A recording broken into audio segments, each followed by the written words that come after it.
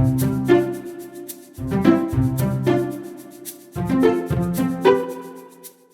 evening, everyone.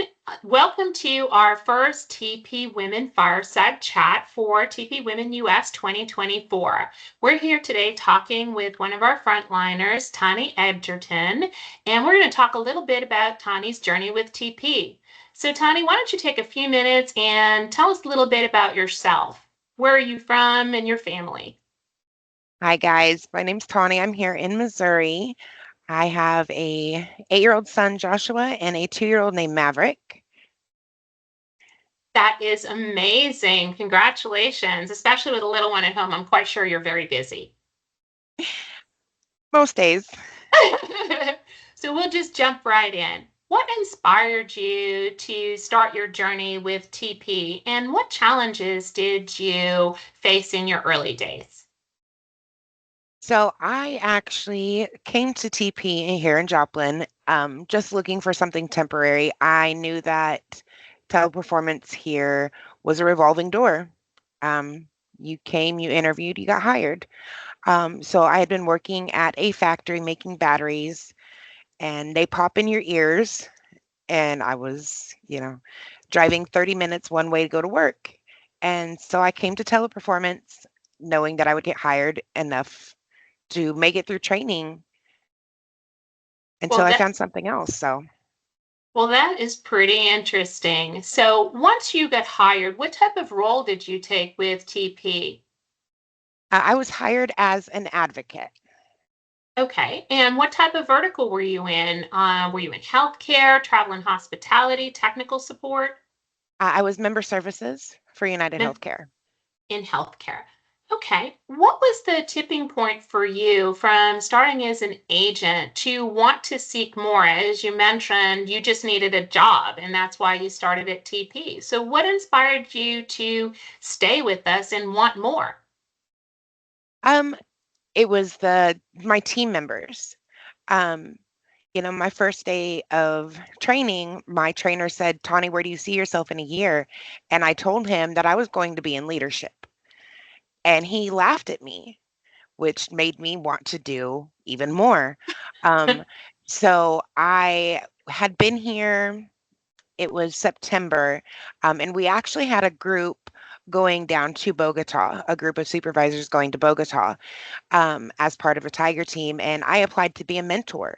So I was just going to walk the floor, help my fellow advocates, do better. And Mhm. my boss at the time said, no, we need more supervisors like you. We're changing your application. And next thing I knew, I was applying for a supervisor role. So, So, you were voluntold. yes, yes. And I have And loved every minute. that is amazing. That's the best possible outcome. And, I know that you just mentioned Tiger Team as an example, and that was one of the things that made you want to, dig in and grow and do a little bit more. And Tiger Team is one of the very interesting ways that you can help impact it and grow your business. So I realized that recently you were approached to be part of a Tiger Team as a supervisor this time. Can you tell us a little bit about that? Where did you go, and what was that experience like for you? And I could talk about my experience all day long. I loved it. Um, it was actually my day off. My supervisor, or my ACM, she had texted me and said, "Hey, do you want to go to India?" And I was like, "I can't go to India. I'm a mom." And I sent a screenshot of her text message to my mother, and she's like, "The boys can stay with me. Go." And without Wow. thinking twice, I was like, "Let's go." But I don't have a passport. She's like, "Don't worry, we got you." And next thing I know, we're planning a trip to India. So, Wow. yep, yeah. Um, so I got to go to India for 2 weeks. Um, you know, never been on a plane, never been out of the country. So this whole experience was just out of my comfort zone, Hmm. which I would describe my journey at TP as out of my comfort zone. I'm always looking for the next best thing. So, That's pretty amazing that your mom was able to support you through that and enable you to be able to have this amazing experience. So, coming from never being on a plane or having a passport or traveling outside the US, the journey to India, were you by yourself? And what was most intimidating about the journey to get there? Looking at the plane tickets at first was very intimidating. Being on a plane with people I had no idea who they were for, 18 hours. I'm like, what have I done? Um, the trip did start out a little rough. I had to go from Joplin to Springfield to take off for Mhm. Dallas, and there were storms in Dallas.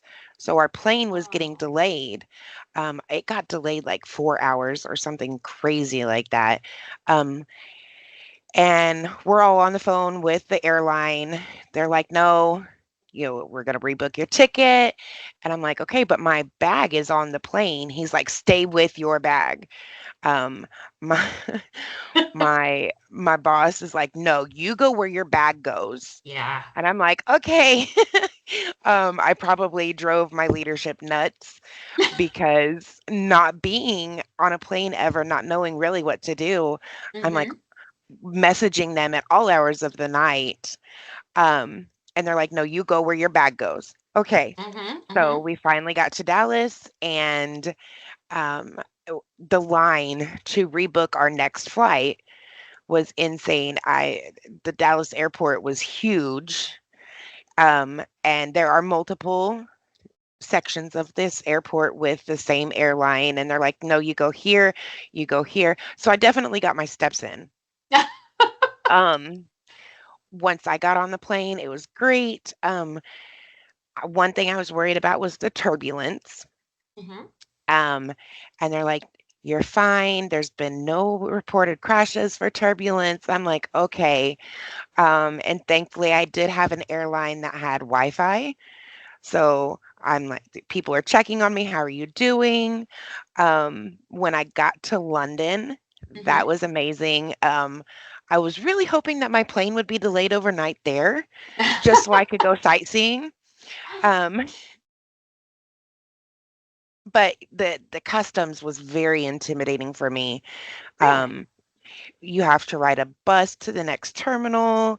You have to walk through the airport, and then you get there, and there's guards and dogs, and your Wow. liquids have to be a certain size, and they check all of that. When I got on the plane in Springfield, they're like, "Yeah, you're good. Go ahead." So I had no idea if I was going to pass through. And then I had to get a printed letter saying that I was from the U.S. and that I was going to India for work. Mhm. It was very intimidating. But then I finally made it to India. Um, and just the scenery was amazing. As you can see from my background, this was the hotel that we stayed at, and just the palm trees. Palm trees make me Wow. happy, whether they're palm trees in the US or palm trees in India. Um, but that trip changed my mental state because I didn't think I could do it by myself. Mhm. And So that traveling was empowering. halfway across the world by Yeah. myself um, was just, it was amazing. What was your first impression when you got out of the airport in India? What were the sights and sounds that you experienced first time on the ground? So when we got there, Prachi, who is part of our India team, she met us at the Mhm. airport with flowers, and they all know that I love my coffee. Oh, that's And great. so there's a Starbucks right outside of their terminal at the airport, and that was our first stop. And there's just palm trees, and there's just a huge amount of people, like 2 million people in this city. And I come from a little small town where, including cows, it's like maybe 2,000 people, maybe. Wow. Um, so the sheer amount of people, Mhm. I was just overwhelmed. But even in that amount of people, they're so friendly, so friendly. What city did you land in and spend the majority of your time? We stayed in Mumbai. Ah, okay. Yeah. Yeah. So while I know that you're incredibly important to the launch of that business for United Healthcare, I also understand that you benefited personally. And as you mentioned, the empowerment of knowing you could do things you never could do. In what ways has your experience abroad in India, work-wise and relationships you may have formed there, how has that shaped who you are now? Um, so I mean, I mentioned that it meant so much to me to be there to, share what I know about our line. Um, I've made new friendships that have just blossomed from that trip. I have advocates who still message me and say, "Hey, Tawny, guess what? Guess what I did today?" Um, there was actually a couple yesterday that reached out to me and they're like, "You will never believe what happened." And they've been promoted. Wow, that's Yeah. amazing. So a couple of them are going to be team leads now. A couple of them are going to train the next wave that we have coming out. Um, and they're like, it's all thanks to you guys and the wisdom that you've shared. And I was like, oh, that's awesome. And then it actually inspired me to get a tattoo when I got home. Really? Yeah, so I have a lotus flower with Indian or the writing on it, and it says Mhm. "Smile more, laugh louder." And what does that So mean to you? over there, they don't let things get to them. When I got to India, I was very angry, just from experiences as a single mother. Um, whether it be with my kids or my mental state. I was a very angry person. Um, and being over there, they taught me that I can't let the little things get to me as much as I do. And so that was something that they told me the whole 2 weeks I was there was smile more, laugh louder. Wow. And it just, I That's a don't know, great it just stuck with message. me. Yeah. Really has. And you mentioned, your life as a single mom, and of course, your mom helping you by taking care of the children while you were there. What type of challenges have you had to overcome through your work-life balance, travel otherwise, and really just being able to meet your mom duties and your work duties? How are you able to handle that? Some days are better than others. There are days when the boys are sick or they'll have my oldest plays sports. Any sport that he can get into, he is about it. Um, and so, with thankfully I do have the support of my mother. She lives 4 blocks away from me. That's So great. anytime my oldest wants to go see her, he'll just ride his bike or his dirt bike over there. But if I have to work and they have something going on, my mom will take them. Mhm. So she is a huge supporter of ours. So. From a mentality just within yourself of enabling yourself to do and being able to be confident that you can make it. What have you had to do to adjust your own mindset and, lean in and trust that your mom is really okay to support you and that, I know sometimes as a mom, it's like, well, it's my responsibility. How do you mentally deal with those things and how has the experience impacted that focus? So growing up, she was a single mom. I saw her work 3 jobs, go to school. She now has a master's in social work. So I saw how strong she was. So I know that it can be done, but there are those days where I struggle mentally, Mhm. emotionally, and I'm like, am I doing the right thing for me and my kids? Um, and that's when I go to her and my sister.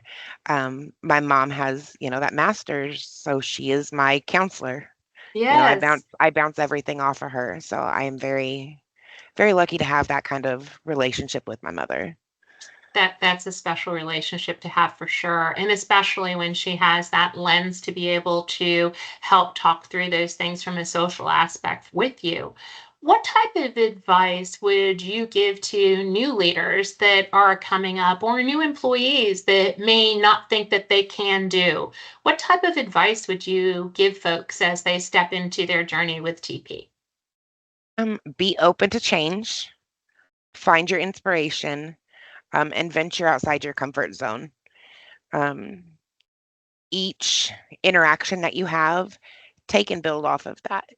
And you never know where it will take you.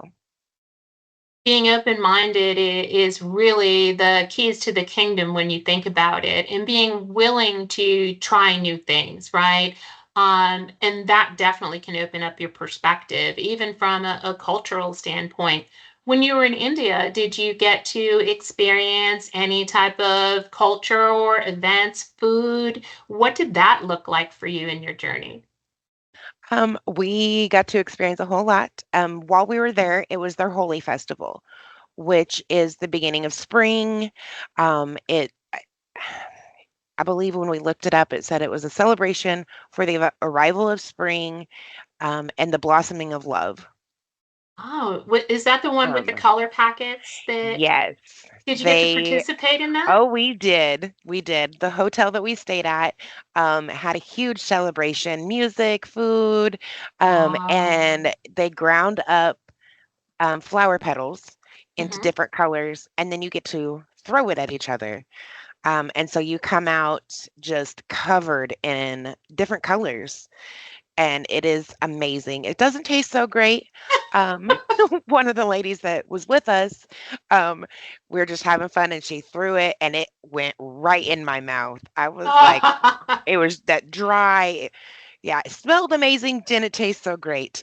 Um, but that part was great because it was holy. Um, there were a ton of people more than live there. So we couldn't sightsee like we wanted to. Mhm. Before we went, we watched the TikToks and the videos, sights and sounds of India. And Right. so we had made a whole list of things that we wanted to see and do. Mhm. And they're like, yeah, we can't do that. Not safe for you guys. And so we had been talking about it at work one day. Mhm. Um, and one of the gentlemen works there. He said, I'm going home for the weekend. It's outside of the city. Would you like to come explore? Wow. And one of the things that because they just embraced us. Mhm. Um, and so one of the things that my oldest and I had talked about when he allowed me to go to India was that, um, As the man of the house. yes, yes, is that he had to see a monkey while I was over there. And I'm like, I'll do the best I can. But from the videos and everything, they make it sound like They're everywhere, monkeys are right? just everywhere. They're in your bedroom with you, but it is not like that. And so I was like, I have not seen a monkey. I've been here a week. And he's like, well, I'm going home. It's a little bit of a drive, but you're more than welcome to come. Mhm. I'm like, okay. Once again, completely out of my comfort zone. And I just said yes. So that weekend, he came and got me, and we got on his motorcycle, and we drove 2 hours to his house, to his family's house Uh-huh. on the back of a motorcycle. I got to Oh see my India on the gosh. back of a motorcycle. We drove this motorcycle through Mumbai, which 4 lanes of traffic turn into seven. Nobody pays attention to the lines or uses their blinkers. So that worried me a little bit. Traffic Um, suggestions, right? yeah, yes, definitely. Um, and I got to see, they don't cage their animals like we do here in the US. So their cows are holy and they just roam freely. We saw camels. Um, and so we were going down this highway, and you come up to a hill, and it's this curvy, windy road all the way up to the top. And when you get up there, you can park along the side of the road, and there were monkeys everywhere. Wow. I mean, I could reach out and touch a monkey. And so I took some pictures, and I'm like, okay, we're good now. We can go. Because also, one thing is the monkeys will take your stuff. And so I was like, I cannot be without my cell phone. And I'm like taking a picture of the monkey, and then I snuck it away.